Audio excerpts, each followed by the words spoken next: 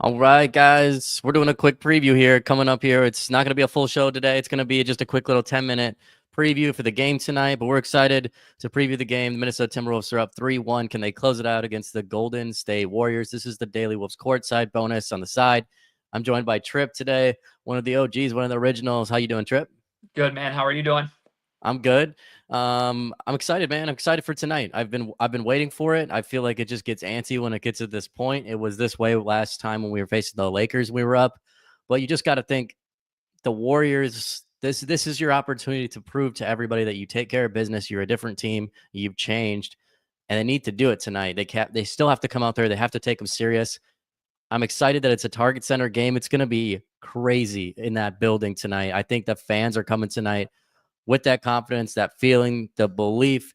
And it's a later game, so everybody's gonna have some drinks in their system. Trip, it should be fun in there, man. Yeah, I'm excited. I know there's tons of watch parties going on throughout the cities. Going to be a great time to be in Minneapolis, St. Paul Metro. Um, yeah, I mean, just finish it out tonight. What are we doing? Let's get it done. Yeah, let's get it done tonight. I think so. They came out in the report saying Steph Curry is not going to be playing tonight. For those who have missed it, Curry will be out tonight. He's officially ruled out as they checked on him today, but he is cleared for some practice now and light workouts. It looks like he's trending towards returning for Game 6. That's what everything points towards. So they have to close it out if they don't want Curry to come back, because you just assume there's a 3-day gap break after this game. They don't play till Sunday. That just sets it up for Steph Curry to come back in Game 6, and then anything's really possible if you got a team that believes they get their Batman, their star player, and one of the best to ever do it in Curry back, man. Yeah, let's not get cute. This is a must win. There's no other way to look at it. You're up 3-1, Yep. but you're also playing a team without one of the greatest of all time, right? Top 10 player, you could argue, of all time in Steph Curry. There's absolutely no excuse for this to get to 6 for them to even think they have hope. Because guess what? They got Draymond Green. They got vocal guys in that locker room. Steve Kerr has the pedigree. If they win tonight, they believe they will win this series, and that's a Mm-hmm. dangerous team going into Game 6. And you no longer have home court advantage at that point. So, um, it it's a must win. I want no part of Steph Curry returning in any capacity. Go get it done. I already have friends chirping me, talking shit, being like, "Oh, they're the luckiest team in NBA history. They got past the Lakers. And Luka and LeBron haven't gelled together." My buddy today was like, text me. He's a Pistons fan. He's like, "You're Yep. the luckiest. You guys don't deserve." I'm like, "Listen, beating good teams is hard. So say what you will. I don't care. There's no asterisk that comes along with back-to-back Western Conference Yep. Finals appearances. Just get there and get there tonight." And that's what they didn't do last year in the playoffs and other years in the playoffs. Certain times, and we saw in the regular season, in fact, against teams without star players, Minnesota not taking them serious. Last year in the playoffs, they were up 2-0 against the Denver Nuggets. And guess what happened? They got a little bit cocky. They thought the series was over. They had them, right? And then Denver came back. And what do you know? Minnesota had to battle it all the way out, come back at the end of the series, force a Game 7, play on the road, win in Denver.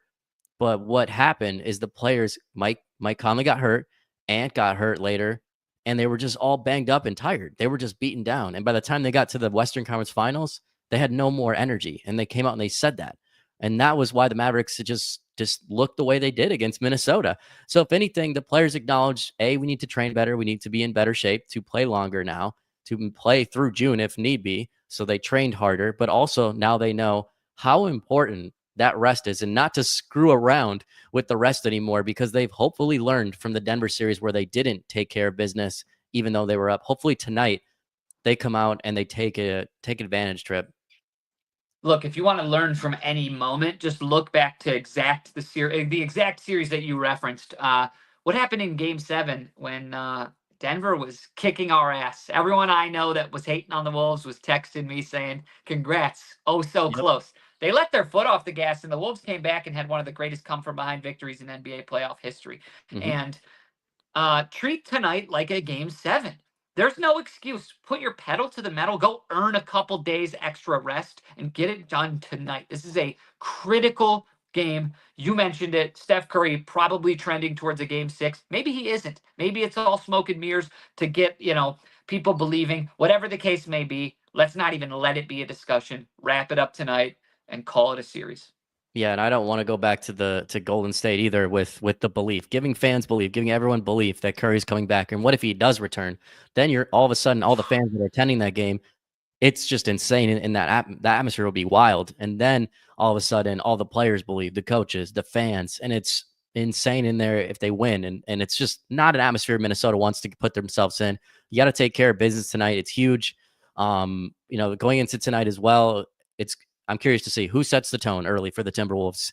That's going to be the key. I thought last game, Anthony Edwards and Julius came out and they played really well in the second half. And in the game before that, they did the same thing. They come out in the third quarter and they look like they're ready to take charge. We need them to come out from the start. And I thought Julius did great at that last game. He had 19 points in the first quarter.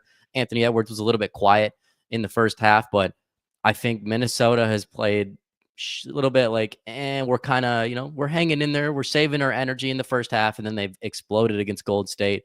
And Golden State uses all their energy in the first half, it seems, to almost stay with Minnesota, hang out. And then by the end of the game, they just don't have enough gas. And that's what I noticed, last game. Yeah. I mentioned it to you and Matt in a previous podcast, but Julius Randle's a tough matchup for this team. For the teams you can say that he isn't, Julius Randle is with the Warriors. So keep attacking with Julius Randle. Ant doesn't have to be the hero tonight. Yes, would I love Anthony Edwards to have a career game tonight? Of course. But we've proven that we can win this game and win this series by putting the ball in Julius Randle's hands. And I think, knock on wood, keep doing it.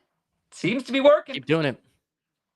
Yeah, they can't defend him. Julius is a matchup nightmare for them. He's what Jonathan Kuminga, like what they want Kuminga to be. And that's just a clone of Randle, just a big body guy who can do everything. He's just so strong. He's tough. He can score. He's great in the post. When he's just a dog, like Kuminga is a dog, just like Randle. But you can see that Randle's evolved into an all-star caliber player. And that's what you're seeing in player like right now in the postseason. Randle's been one of the best players, period, in the whole playoffs out of every single team. Doesn't matter if they're in the East or the West. Randle's one of the top playoff performers out there. He's been awesome. He's got his career right on track with Minnesota. He's averaging 23 points a game in the playoffs, which is awesome. 6 rebounds, 5 assists, and he's coming for that MVP of the series vote from our squad over here at the Daily Wolves. I think Anthony Edwards having another big game, getting the fans into it. I think I was on ESPN radio and I talked about it and said, I think the fans are the most important aspect of the game tonight over the players, which isn't always the case, even though the fans are always great at Target Center. But I think tonight they control it so much. If you're watching and you're going, we need you tonight. You got to show up. I just think if you get the fans going, Anthony Edwards gets going. If Ant gets going and he starts talking trash, he starts doing this to the crowd and stuff, like it's over. And then you're in the Warriors' heads, which you're already in their heads. They know they're down 3-1. Then the crowd's there. They can't hear. Just like it's like you're a quarterback out there trying to call a play and it's third down and you can't hear anything on the road. That's what it's going to be like in there. And then players start fighting and on the bench and this and that and crossing their arms and sagging. That's the stuff that they need tonight. They have to get the Warriors down. Don't let them come back. Take the lead. Keep pushing on the gas and just keep going and just take it. And then the crowd will just fill out everything else you need to, man. Yeah, it's got to happen early and often. I mean, the perfect example was the game I was at last year when the Mavericks eliminated us. They took the will out of that game and that building very quickly, and there was no coming back from that point. The fans were deflated. I certainly was one of them. And there's no excuse, no come from behind victory. Put your pedal to the metal. I hate that term, but go out there and get it done early and let this crowd take over. 100%. And then all of a sudden you get all this time off coming up here. You're hoping Denver can hopefully win another game here. And then all of a sudden OKC and Denver are going to a game 7. And then it's rest. It's advantage. It's Anthony Edwards dealing with his injury right now that he's playing through, which is the ankle or shin area, which we saw get hurt not only once, but twice back-to-back series. And no matter what he's saying, no matter what he's been, how he's been playing, even though he's been awesome, it's probably bothering him. Getting Ant that time off, your superstar player, getting a guy who's 37 and Mike Conley, Rudy Gobert, who's in his 30s, Julius is 30. He's been balling.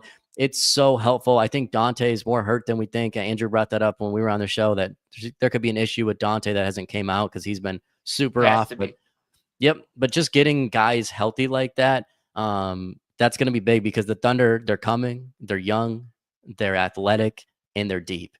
And they are not going to stop if they come for Minnesota in the West Finals. So they're going to need all that energy. It's been great having everybody on. I think we're going to kind of wrap things up. We'll look forward to the game tonight. As always, guys, we are going to be live post-game on the best show out there, the Daily Wolves Courtside. You can tune in again live tonight at the conclusion of the game. Win or lose, we'll still be here.